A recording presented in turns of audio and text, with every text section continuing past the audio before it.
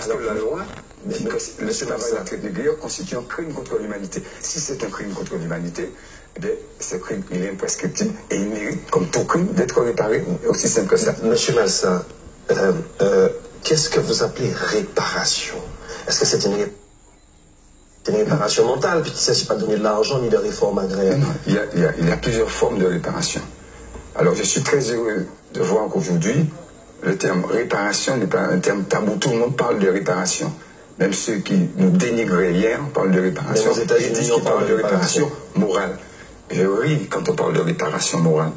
La réparation, elle est totale, elle est intégrale ou elle ne l'est pas. Elle est morale, certes, mais elle doit se définir par des politiques publiques en matière d'éducation, en matière culturelle, en matière de santé publique, en matière d'économie. D'ailleurs, l'Organisation des Nations Unies reconnaît elle-même que les personnes d'ascendance africaine sont les plus discriminées, les plus déshéritées. C'est un rapport qui est paru il y a 1 ou 2 mois. Mais ça, c'est très important. Ça veut dire que vous demandez...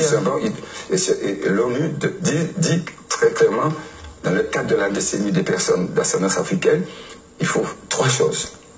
Reconnaissance, justice et développement.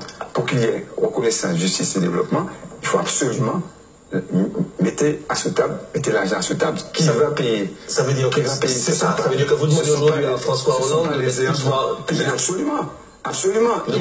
Il l'a fait pour d'autres communautés.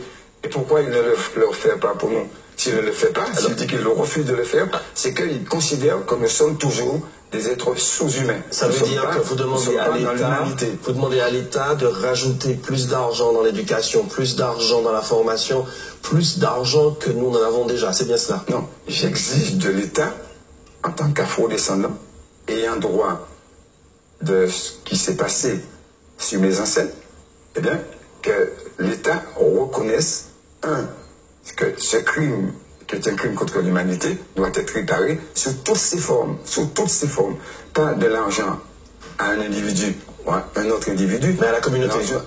Sous forme de politique publique, je vous ai dit, et cela se définit, cela se met en place à partir d'une commission d'experts. C'est ce que nous avons demandé dès le départ, depuis le 25 mai de 2005, nous avons exigé, en assignant à l'État, que l'État reconnaisse qu'il faut absolument réparer ce crime contre l'humanité. Alors, Garcin Malsa, on va tout de suite s'intéresser à l'actualité de la semaine. Ça s'appelle chez nous la compilation. C'est une société de prédation, absolument. Je pense que c'est regrettable.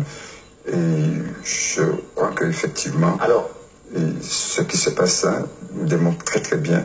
Il faut absolument tout faire pour lutter contre cette société violente. Un petit mot également par rapport à ce qui se passe, parce que vous avez été maire évidemment pendant très longtemps, entre 88 et 2014, 1989 et 2014. Un petit mot par rapport à ce qui se passe au Diamant, où le maire est en difficulté par rapport je pense qu'il va pouvoir se débrouiller. C'est quelque chose qui peut se passer. C'est pas dramatique. La crise est dans. Je crois que Gilbert Eustache et aussi les conseillers du Diamant vont s'organiser pour gérer comme il faut cette commune. Alors, on va revenir donc sur notre fameux mot réparation aujourd'hui. Oui. Où en est votre dossier au niveau juridique? Au niveau juridique. D'ailleurs, vous avez porté plainte contre l'État. Je dois remercier mon conseil juridique, qui est un conseil très performant. D'ailleurs, ce n'est pas moi seulement qui le dis, c'est sur le plan international. Les avocats que nous avons ici sont des avocats performants d'ailleurs. Ils m'aident énormément à comprendre la situation du point de vue judiciaire. Et ils m'aident, en tant que président du MIR, à faire avancer ce dossier. Ce dossier est en avance.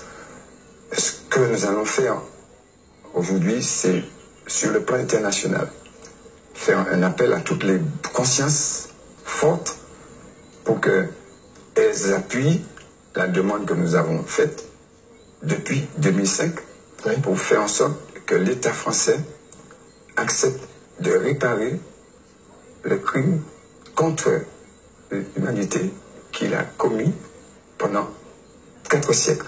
Et ça, c'est très important. Ce qu'il faut remarquer, il nous reste pratiquement plus de temps. L'État français a systématisé le code noir. Il a mis en place une loi, la loi 2001, et il refuse d'appliquer cette loi à nous. C'est un État raciste, c'est un État discriminant, C'est un État dangereux et nous exigeons que l'État respecte sa loi. Edgar Saint-Martin, merci d'avoir accepté notre invitation ce 22 mai. Merci à tous, on se retrouve dimanche prochain avec un nouvel invité. À bientôt. Merci.